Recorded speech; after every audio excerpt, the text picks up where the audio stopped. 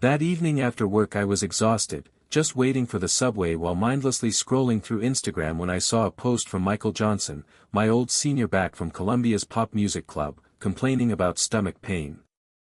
Without thinking too much I left a comment suggesting he try ibuprofen since it usually helps me. Barely a minute after that, my younger brother Ryan Carter called me, yelling over the loud music in the background of the bar where he works part-time, asking me to pick up some strawberry granules on my way home. I sighed, already feeling the headache coming, but since we live in apartments directly across from each other in Brooklyn, I had no choice but to do him the favor. I asked what brand, what dosage, but he was too distracted, just saying he couldn't hear me and hung up before I could convince him to quit that stupid part-time gig and focus on finding a real job. By the time I stepped out of the subway and walked toward the pharmacy near our building, my mood was already sour. I picked up 3 different boxes of strawberry supplements, still annoyed at Ryan, and as I turned to pay, the door opened and in walked a woman I thought I would never see again, Emily Dawson, my ex-girlfriend from 3 years ago, the one I'd sworn to treat as a stranger for the rest of my life. She didn't notice me at first, or maybe she did and just didn't care, because she went straight to the counter and asked the pharmacist if they had ibuprofen for stomach pain. The pharmacist, cheerful as always, gave her a rundown of options: powder for quick relief, capsules for longer effect. Emily hesitated, looking unsure, until the pharmacist teased, "Buying it for your boyfriend?" She froze for a second, then nodded, which made him smile warmly and say she was such a caring girlfriend. I couldn't help the cold laugh inside my head. Yeah, she sure was caring with her new boyfriend, wasn't she? After she paid, she finally glanced in my direction. I was wearing a mask, so I thought she didn't recognize me, but when I walked out of the pharmacy, she was standing just a little ways down the sidewalk waiting. Her eyes locked on me, cold and sharp, before she smirked and said, "3 boxes of those? 1 per minute? Impressive." Her sarcasm was thick, and I snapped right back with a bitter smile, "Why? You planning on being my 4th tonight?" Her expression hardened, and she frowned. "Ethan Carter, what happened to you? You weren't like this 3 years ago." I scoffed, no longer caring about the image I left in her mind, and said, "I've always been this way." "You're the one who changed." Happy with that answer? I turned and started walking away, not giving her the satisfaction of another look, but she hurried up and grabbed my arm. I didn't even listen to what she was trying to say. I just pulled free and shot back angrily, "And who exactly are you now that you think you can interfere in my life? An old classmate? An ex-girlfriend?"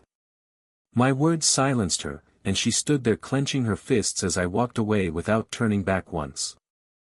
I tossed Ryan's medicine onto his shoe rack without even knocking and went home, trying to shake off the lingering irritation. Later that night, while I was making myself some dinner, I got a DM on Instagram. It was from Michael Johnson. He sent a waving emoji first, then followed up with, "Hey Ethan, are you free tomorrow night? It's my birthday party." He sent me the location of some club in Manhattan and insisted I should come since a lot of our old pop music club members from Columbia would be there. My first instinct was to decline. I was never close to Michael, and the last thing I wanted was to be around old faces, especially since Emily used to be part of that same club as a guitarist while I sang. The thought made me uneasy, because if she had just come back from abroad, then maybe she was back for his birthday party. The idea of seeing the two of them together made my stomach twist.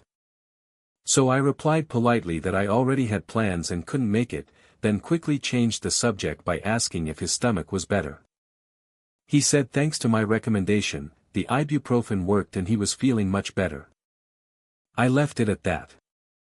The next morning I woke up later than usual, and as I opened my front door to head out, a plastic bag dropped to the floor.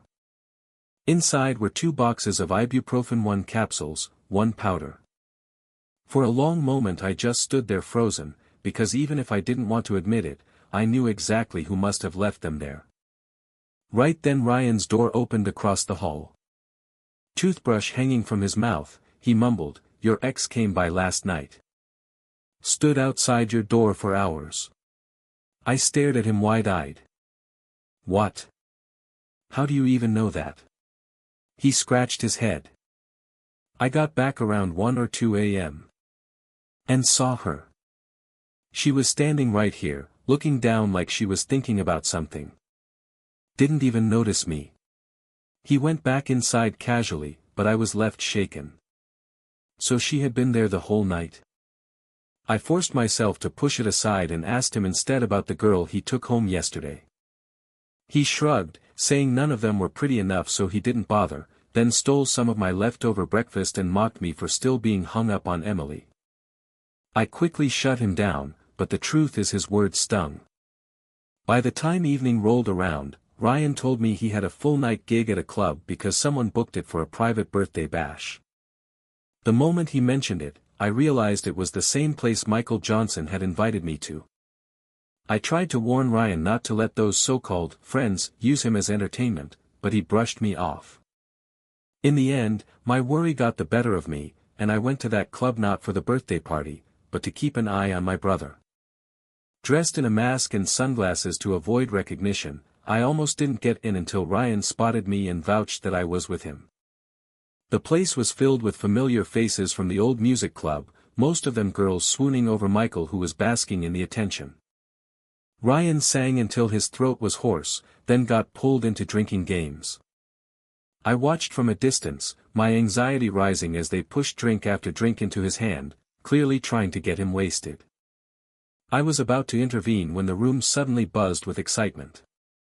Someone shouted, "Emily's here," and sure enough, Emily Dawson walked in with a gift bag, cool and composed, greeting Michael with a distant, "Happy birthday, senior." That single word, "senior," hit me like a truck. If they were supposed to be dating, why call him that so formally? Before I could process it, Emily noticed Ryan in the middle of the crowd, his head drooping, obviously drunk. She stormed forward, kicked over several empty bottles, and snapped at everyone. "So this is how you treat him? Is this how you treated him back in college too?" Without hesitation, she yanked Ryan up by the arm and shouted, "Ethan, get up, you're coming with me." That was the moment it hit Mesh thought Ryan was me. In the dim lights of the club, with our similar faces and build, she mistook my younger brother for me. The stunned looks on everyone's faces said it all, but none of them stopped her. She dragged Ryan out the door, and I quietly followed, my chest tight with conflicting emotions. Outside, Ryan finally pulled free, blinking in confusion, and muttered, "Lady, you got the wrong guy. The guy you're looking for is right there." He pointed straight at me. Emily turned, her face flashing through disbelief, embarrassment, and anger all at once when her eyes landed on me. Ryan smirked as he walked past, muttering, "Looks like your ex still cares about you, bro." Emily's eyes met mine outside that Manhattan club, and for a second I almost thought she was about to explode, but instead she just froze, her face flashing through so many emotions I couldn't even count them all: shock, embarrassment, anger, maybe even regret. I felt my pulse in my ears, and Ryan, that little brat, smirked one more time at me like he was enjoying the drama before disappearing back inside, leaving me standing in the cold with the one woman I had sworn never to speak to again. For a long second neither of us said anything, until she finally opened her mouth, her voice sharp, "Ethan, 3 years, and this is who you've become?" I gave a bitter laugh because what else could I do? "Why does it matter to you? You're my ex. Whatever you see in me now, whatever you think of me, none of it concerns you." She stepped closer like she wanted to argue, but I turned my back on her and started walking away, because if there's one thing I promised myself, it's that I wouldn't let her cut me open again. Except of course she followed me, her heels clicking on the sidewalk, her voice pushing against my resolve. "You used to be different," she said, "you used to care about things, about people." I stopped, whipped around, and snapped, "Yeah, and where did that get me? You don't get to stand here now and act like you know me, Emily Dawson. You lost that right the moment you walked away without looking back." She flinched, and for once she didn't have a comeback, but I couldn't stand there any longer, so I left her standing under the neon lights, her shadow stretching behind me as I crossed the street. When I finally got home to Brooklyn, my apartment felt emptier than ever, even though Ryan's door was right across the hall. I threw myself onto the couch, trying to convince myself I didn't care, that she meant nothing, but my chest felt heavier the longer I sat there. I tried to distract myself with my phone, scrolling through Instagram, but that was a mistake because the first thing that popped up was a post from Michael Johnson again, a picture of him smiling with a crowd of people at the party, with Emily just barely visible at the edge of the frame. My jaw tightened. Why was she even there if they weren't a thing? And why did she act like she cared when she dragged Ryan out thinking he was me? None of it made sense, and I hated that it still mattered enough for me to think about. I tossed my phone aside and tried to sleep, but when I closed my eyes all I saw was her face from earlier, that flash of something like regret before she masked it with anger. The next morning, routine tried to carry me through coffee, quick breakfast, checking my emails for work, but even as I poured cereal, I couldn't shake the feeling that something was waiting outside my door. When I finally opened it to head out, that's when I found the plastic bag with 2 boxes of ibuprofen lying there. My hands went still as I picked it up, my chest tightening in ways I didn't want to admit. She must have left it. Who else would? I stood there frozen until Ryan's door opened. He leaned against the frame, toothbrush dangling, foam around his mouth, looking at me like I was the idiot here. "Your ex was here last night," he mumbled. My head snapped toward him, demanding an explanation, and he casually said, "Yeah, when I came back around 1 or 2 in the morning, she was still standing out here staring at your door. Don't know how long she'd been there. Didn't even notice me." He shrugged and went back inside like it was nothing, while my mind spun out of control. So she really had been here all night. Standing in front of my apartment like some ghost from the past she once abandoned me in. I clenched my jaw and forced myself to shake it off, but no matter how hard I tried to bury it, the truth was I felt something stirring, something I had locked away years ago. I tried to bury myself in work that day, but even Ryan, who usually minded his own business unless he wanted food or money, couldn't let it go.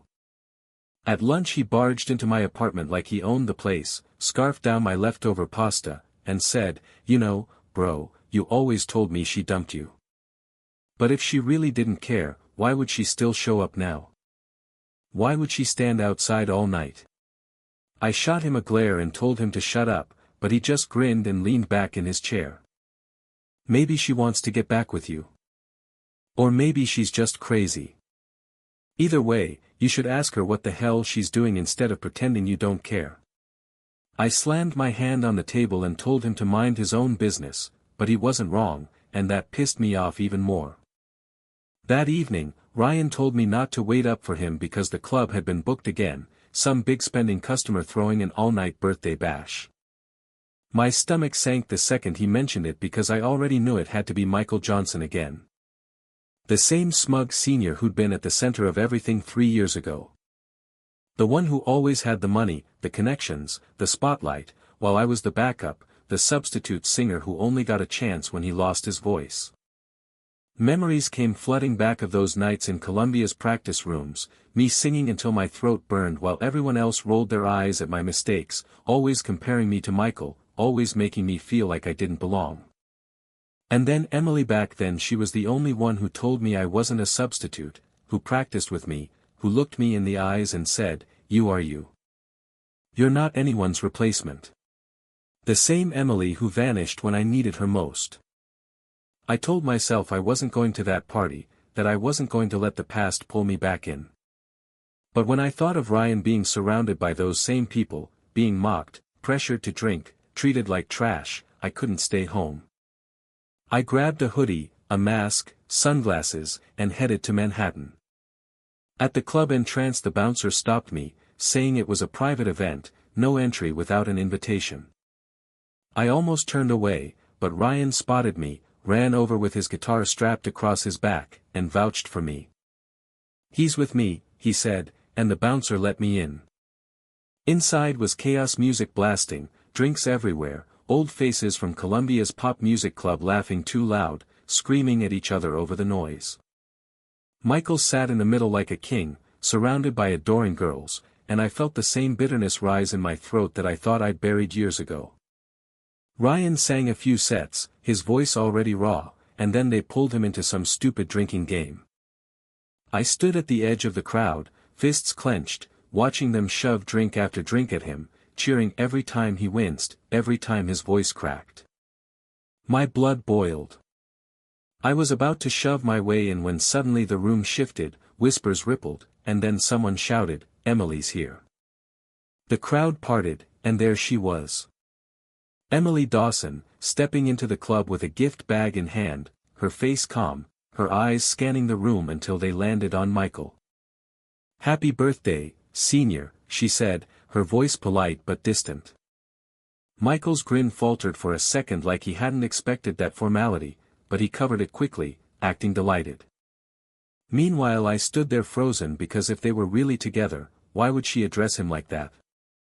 Then her gaze shifted and found Ryan in the center, his head drooping, barely conscious. Her whole body went rigid, and then she snapped. In front of everyone, she kicked over a pile of empty beer bottles, her voice cutting through the noise. "This is how you treat him? You know he's working here and you still came to humiliate him? Is this how you treated him back in college too?" The whole club went silent.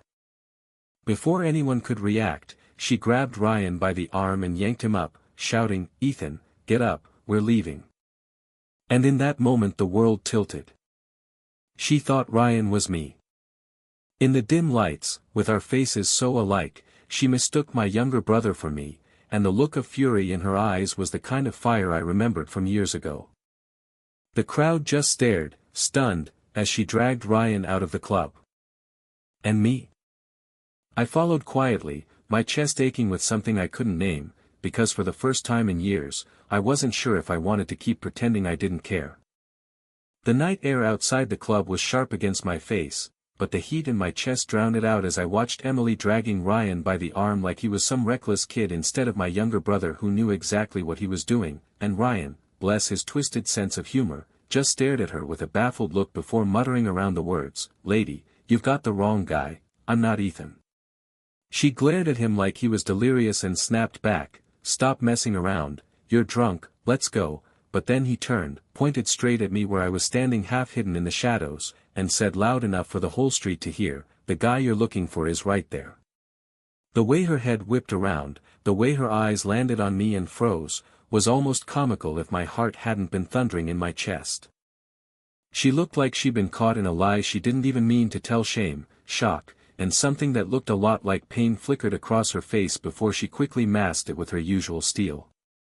Ryan smirked, muttered something about not wanting to get in the middle of drama, and vanished back into the club, leaving me and Emily staring at each other in silence, the distance between us filled with 3 years' worth of unspoken words. She took a step closer, her voice lower now, "Ethan, what are you doing here?" I wanted to laugh in her face, tell her it was none of her business, but instead I found myself saying, "Making sure my brother doesn't get screwed over by your old college buddies." "What about you? Thought you'd be too busy abroad to come back for Michael Johnson's big party." Her lips tightened, and for the first time she didn't have some sharp comeback. She looked away, her hands gripping the strap of her purse like she was holding onto something invisible. I shook my head and tried to walk away, but she reached out, catching my sleeve for just a second before letting go. "You really changed," she murmured, and I snapped, "No, Emily, you changed. You were the one who walked away when everything fell apart. Don't stand here now acting like you get to rewrite history." My words hit their mark because she flinched, but instead of defending herself she just stood there, eyes shining like she wanted to say more but couldn't. I didn't give her the chance. I turned and left her standing under the flickering streetlight while I crossed the block back to the subway, my mind spiraling even as I told myself not to care. The next morning, Ryan came over uninvited as usual, raided my fridge, and while chewing on the eggs I had just made he smirked and said, "So your ex still cares, huh? Stood outside your door half the night, dragged me out of a club thinking I was you, then chased after you. Sounds like she's got unfinished business." I slammed my mug on the table, glaring at him, but he just kept eating like nothing fazed him. You used to say she dumped you cold. But if she was so done, why is she still hanging around? I told him to shut up, that he didn't understand, but he just leaned back and crossed his arms. Maybe you're the one who doesn't understand. Maybe she's not the villain you keep painting her to be. His words hit harder than I wanted to admit, but instead of answering I stormed off to my room, leaving him to finish breakfast and leave on his own. Later that day I found myself scrolling back through old messages I swore I'd deleted, and though most were gone, I could still remember them word for word: the late-night chats, the music recommendations, the way she always reminded me not to apologize for mistakes in practice, how she said I was enough just as I was. And then the silence, the abrupt, goodbye, text when she left the country, and the dozens of unanswered calls I made after my parents died, calls that went straight to voicemail until I gave up and cut her off everywhere. The memory made my chest ache, but before I could drown in it my phone buzzed again. Another DM from Michael Johnson, this time bragging about how successful the party had been, attaching pictures of him surrounded by people, and Emily's face once again half visible in the background. Something about his smug tone made me want to punch through the screen. By the evening, Ryan was gone again for another gig, and I was left pacing my apartment like a caged animal until I finally gave up and walked outside for some air. That's when I saw her, Emily, standing by the entrance to our building like she had every right to be there. She didn't move when I approached, didn't speak until I was about to pass her, and then she said quietly, "Can we talk?" I should have said no. I should have walked right past her. But instead I stopped, turned, and gave her a long cold look. Talk about what? About how you disappeared when I needed you most. About how you believed a bunch of lies instead of asking me. Or about how you came back now like nothing happened. Her expression twisted with guilt, and for a moment she looked small, not the confident girl with the guitar I remembered but someone weighed down by regret. She opened her phone, scrolled quickly, and shoved it toward me. On the screen were 3 old photos, blurry but clear enough. A guy at a bar, drinking at the counter, another one singing into a mic, and the last one of him kissing some random girl outside the bathroom. The guy looked like me. The clothes, the build, even the haircut. And yet I knew exactly what I was looking at. It wasn't me, it was Ryan, back when he was still underage and using my ID to sneak into bars and pick up side gigs. I stared at the screen, then at her, anger and disbelief mixing in my voice. This is what you believed? This is why you cut me off without a word? You thought I was out here drinking, singing in clubs, kissing random girls behind your back? She bit her lip hard, nodded slowly, her voice breaking. Back then I thought it was you. My friend swore it was you. She even showed me a photo of your ID. Too panicked. I didn't want to call and hear you lie, so I just, she trailed off, eyes dropping. I laughed bitterly, shaking my head. So you just disappeared. Blocked me, ignored my calls, left me alone to bury my parents without you. You didn't even give me a chance to explain. Her shoulders trembled, and suddenly she stepped forward, wrapping her arms around me from behind like she was afraid I'd disappear again. I was wrong, she whispered, her voice raw, I should have trusted you. I should have picked up the phone. I should have been there. I'm sorry, Ethan. Please, I don't want to lose you again. For a moment I stood there frozen, her warmth pressing against my back, the words I had longed to hear for years echoing in my head, but instead of melting I pushed her arms away and turned to face her, my eyes hard. Sorry doesn't erase the fact that you left. Sorry doesn't erase the nights I stayed up calling you until my voice gave out. Sorry doesn't bring back the time I lost. And sorry doesn't change the fact that you ran to Michael Johnson the second you thought I wasn't enough. Her eyes widened, and she shook her head furiously. No, Ethan, it was never like that. Michael has nothing to do with this. He was just a classmate. I never, but I cut her off, stepping closer, my voice low and sharp. Then explain why you followed him abroad, why you show up to his birthday parties, why you're always there in the background of his perfect pictures. If he's nothing, then why does it look like you've been chasing him all this time? She looked genuinely stunned, like she hadn't even considered how it might look from my side, and for once she had no quick reply. She fumbled with her phone, scrolling through her messages with him, shoving them in my face. Look. Nothing but academic questions.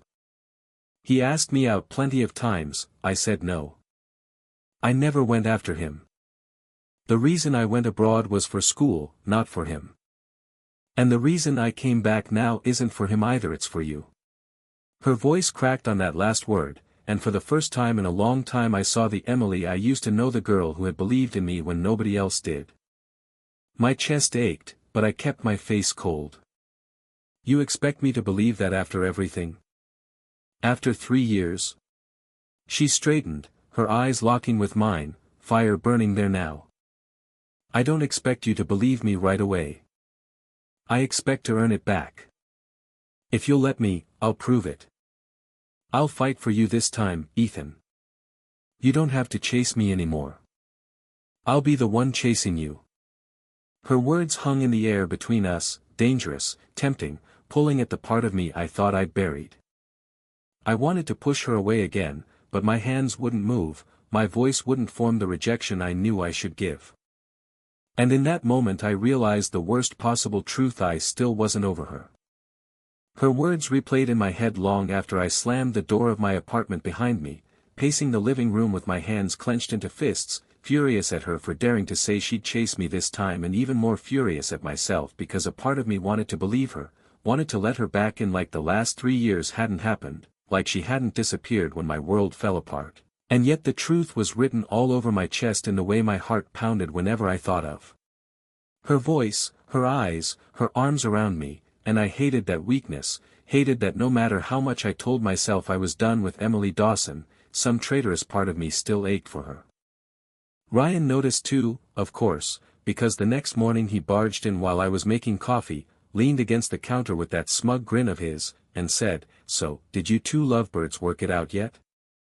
I glared at him, told him to mind his own damn business, but he just laughed, grabbed a piece of toast from my plate, and added, "You can keep lying to yourself, bro, but everyone else can see you still care." I wanted to smack the smile off his face, but the worst part was he wasn't wrong, and he knew it. Later that night, he texted me saying not to wait up, that the bar had another private booking, and the second I saw the location tag on his Instagram story my stomach twisted because it was the same club, the same people, and sure enough when I checked Michael Johnson's account he'd posted about hosting another, exclusive, gathering. His smug face plastered all over the screen with captions about how successful he was and how much fun everyone was having, and buried in the background of one photo was Emily again, sitting off to the side, looking like she didn't belong but still there. I couldn't take it anymore, so I threw on a jacket and headed downtown, telling myself it was just to make sure Ryan didn't get himself killed with all the drinking, but deep down I knew it was also because I couldn't stand the idea of leaving her in that snake pit with Michael pulling the strings. The club was louder than before, packed wall to wall with familiar faces from the old days, people who had once been my peers but had never treated me as an equal, and the second I walked in I felt their eyes on me, some surprised, some amused, some whispering behind their hands like I was some scandalous story come to life. Michael spotted me almost instantly, and his grin widened like a predator scenting blood. He raised his glass, called out over the music, "Ethan Carter, long time no see, man. Didn't expect you here. This isn't really your scene anymore, is it?" His words were casual on the surface but dripping with mockery underneath, and I forced myself to keep my expression neutral even as anger burned under my skin. Before I could reply, one of the girls near him chimed in, "Oh come on, Michael, don't be mean, Ethan's probably just here to support his little brother. Isn't that right? Ryan's the one doing all the entertaining now, after all." Laughter rippled through the crowd, cheap and cruel, and I clenched my jaw so hard it hurt.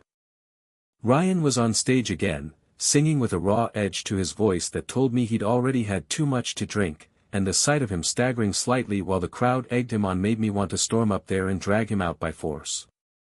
But then Emily appeared at his side, slipping onto the stage with her guitar like she'd been waiting for this moment, and for the first time all night the noise died down a little as people stared.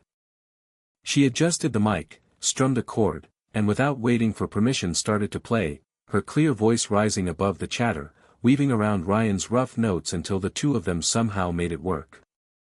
It wasn't perfect, but it was real, and for a moment I remembered what it felt like back in college when she and I used to practice late at night, when she believed in me more than anyone else did.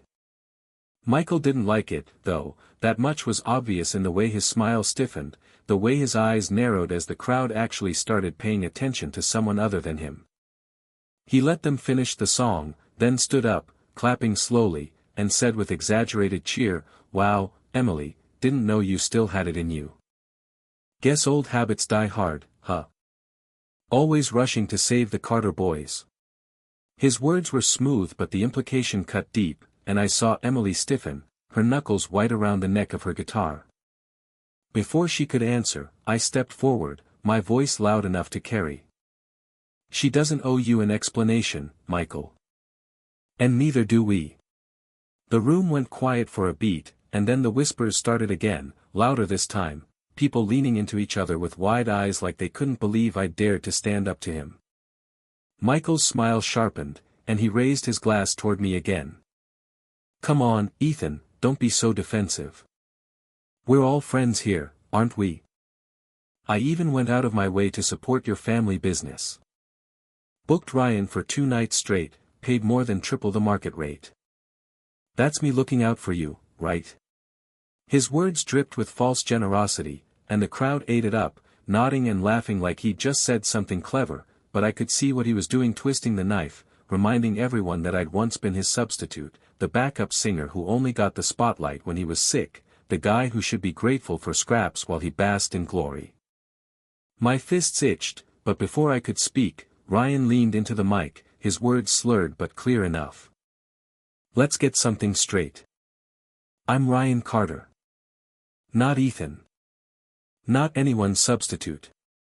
And my brother? He's his own man too. Stop acting like you own us." His voice cracked at the end, but the conviction in it made my throat tighten.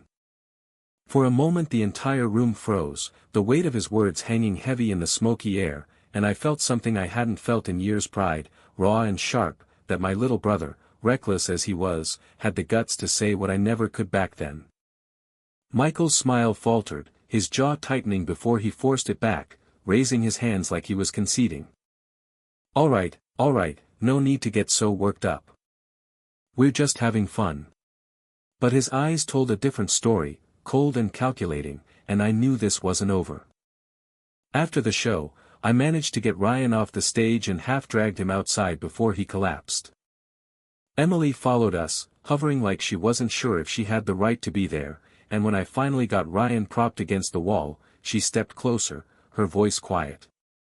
"He's going to be okay, but Ethan, you can't let Michael keep doing this to you. To either of you." I laughed without humor, shaking my head. "You think I don't know that? You think I haven't lived under his shadow long enough? This is exactly why I don't want you involved, Emily. He'll use you too, just like he uses everyone else." Her eyes flashed, and she said firmly, "Then let me stand with you. I don't care what people think. I don't care what happened before. I want to be here now." And damn it, the way she looked at me, the fire in her voice, the sheer determination in her eyes, it made something in me crack. I wanted to tell her no, to push her away again, but instead all I could do was stare, torn between the anger I'd carried for 3 years and the stupid, stubborn hope that maybe, just maybe, she meant it this time. After dragging Ryan back to our building and making sure he was passed out safely on his own couch with a glass of water on the table, I finally let myself collapse onto my bed, staring up at the ceiling like it could give me answers I didn't have, my chest heavy with the weight of everything that had just happened: Michael's smirk, the crowd's whispers, Emily's fiery defense, and Ryan's drunken words echoing in my head like a mantra that wouldn't let me rest: "He's his own man too." I closed my eyes but sleep wouldn't come, because the moment I drifted I saw Emily's face again, the way her eyes burned when she told me she wanted to stand with me, not run, not disappear, not leave me behind like last time, and I hated that I wanted to believe her, hated that some broken part of me still craved her presence like oxygen, because it meant I was still weak, still tethered to a past I had sworn to bury. The next morning, I woke up groggy and irritable, and of course Ryan was already banging on my door, sunglasses on indoors, his hair a mess, smirking like he hadn't puked his guts out hours before, and he had the audacity to grin and say, "So she followed you home, huh?" I shot him a glare that could have set him on fire, but he only shrugged, opened my fridge, and said, "You can't keep pretending forever, bro. She's not just hanging around for fun. People don't stand outside doors all night unless they're serious. Maybe this time let her explain instead of just shutting her out." I wanted to argue, to tell him he didn't know what the hell he was talking about, but instead I just sat down, rubbed my temples, and muttered, "Stay out of it, Ryan." He smirked again, like he'd won, and sauntered out, leaving me alone with my own thoughts that were a lot louder than his voice. Later that evening, I found myself pacing again, restless, until a knock came at the door and there she was, Emily Dawson, standing there like she'd been waiting her whole life for this moment, her hair slightly messy from the wind, her eyes steady but vulnerable in a way I hadn't seen before. "Can I come in?" she asked softly, and for reasons I still don't understand I stepped aside and let her. The silence between us was thick as she walked into my apartment, glancing around like she was cataloging every detail of my life now, the plain walls, the neatly stacked bills on the table, the framed photo of me and Ryan with our parents before everything went to hell. Her gaze lingered on that photo for a long time, then she turned back to me, and her voice cracked just slightly when she said, "I'm sorry I wasn't there." I clenched my jaw, bitterness bubbling up before I could stop it. "Sorry doesn't cut it, Emily. You knew. You knew they died. I called you over and over. You didn't pick up. You left me alone to bury them by myself."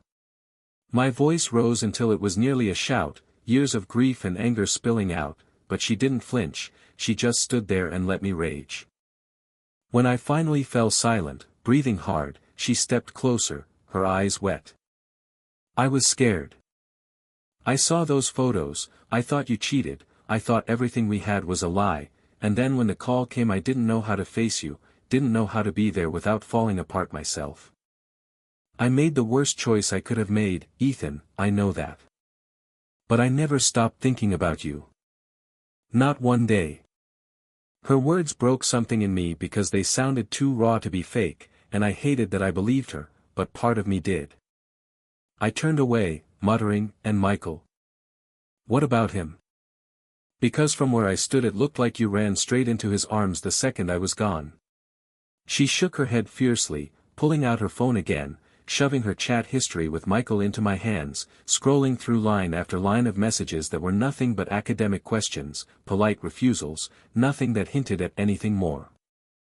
"He was never more than a classmate," she said firmly. "I turned him down every time. The only reason he keeps inviting me is because he thinks he can wear me down, but I never once said yes. The reason I came back wasn't for him.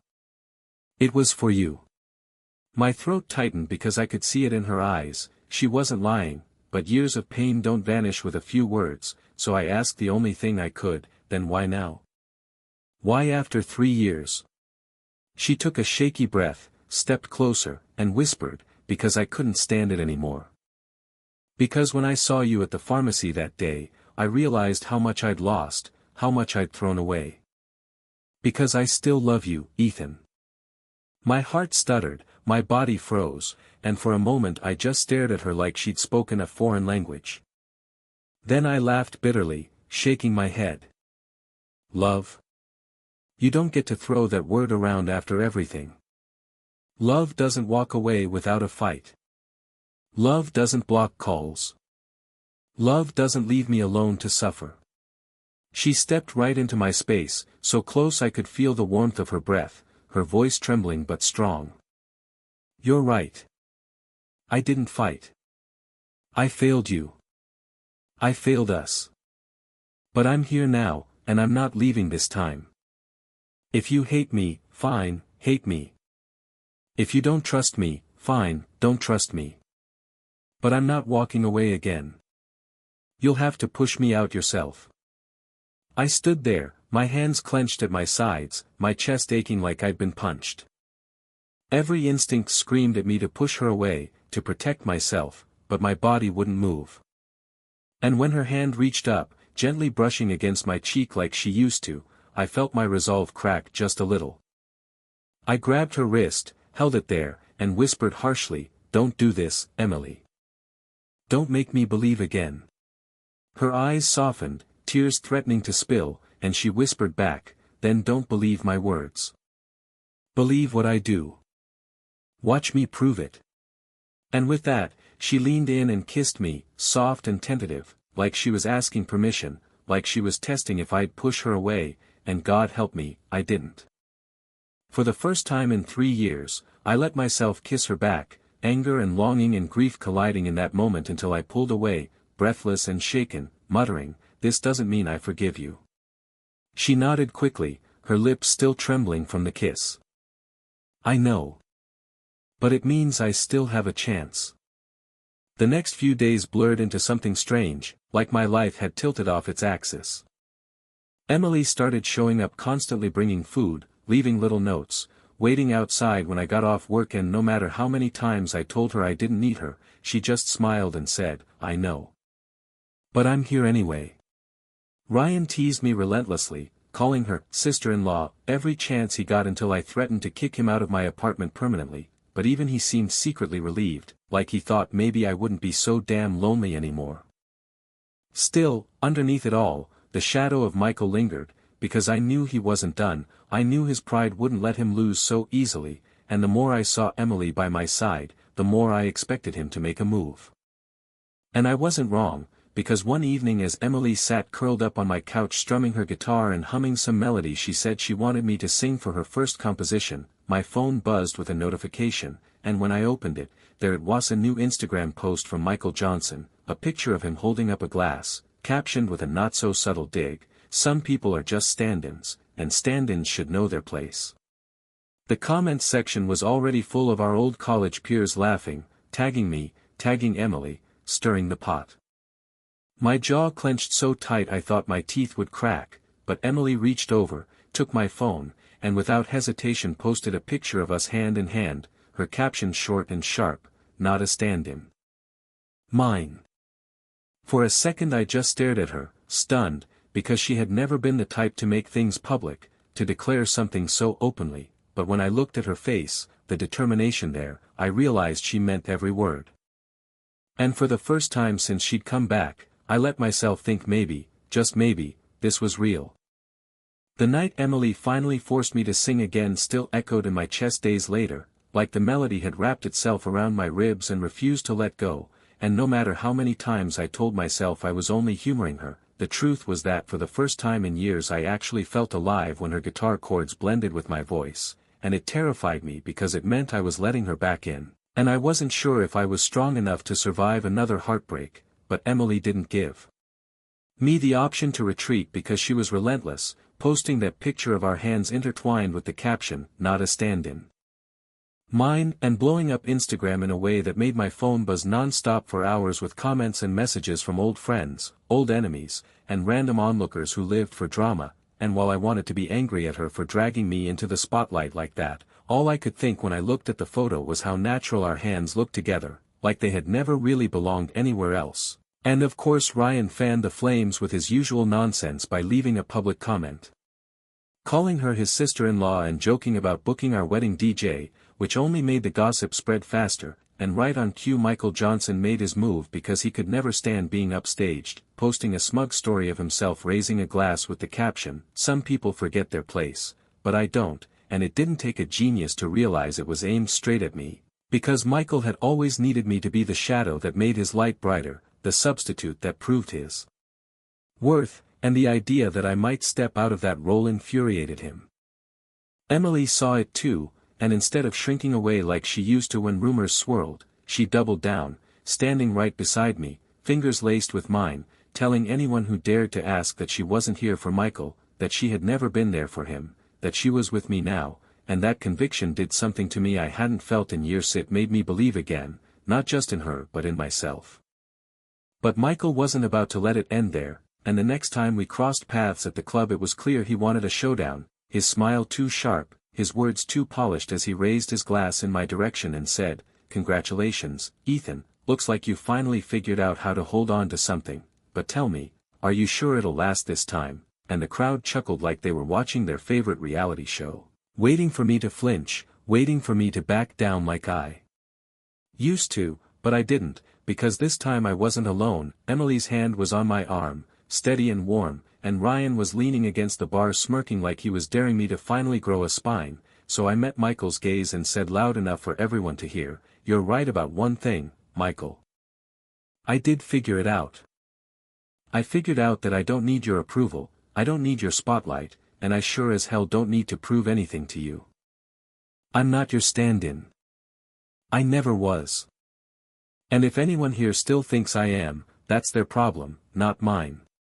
The silence that followed was deafening, the kind that tells you the crowd has shifted, that the narrative has changed, and Michael's smile cracked for just a second before he covered it with a laugh and a shrug, pretending he didn't care, but I saw it in his eyes, the rage, the disbelief that I had finally stepped out of the box he built for me. And in that moment I knew the war was over because nothing he could say would take away the truth that had just been spoken.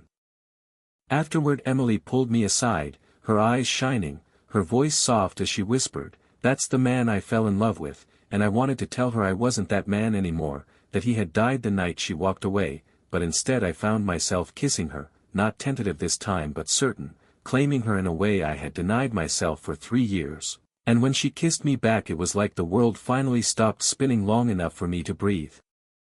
Later that night when we walked home together, Ryan trailing behind us making gagging noises and pretending to puke at how gross we looked, I laughed for real, a sound I hadn't heard from myself in years, and when we reached our building Emily stopped me at my door, pressed her forehead against mine, and said, "I'm not going anywhere this time, Ethan. If you push me away I'll fight harder, if you doubt me I'll prove it again, because I lost you once and I refuse to lose you twice, and for the first time since the funeral, since the calls that went unanswered, since the night I decided love was just another word for pain, I let myself believe that maybe, just maybe, I didn't have to be alone anymore."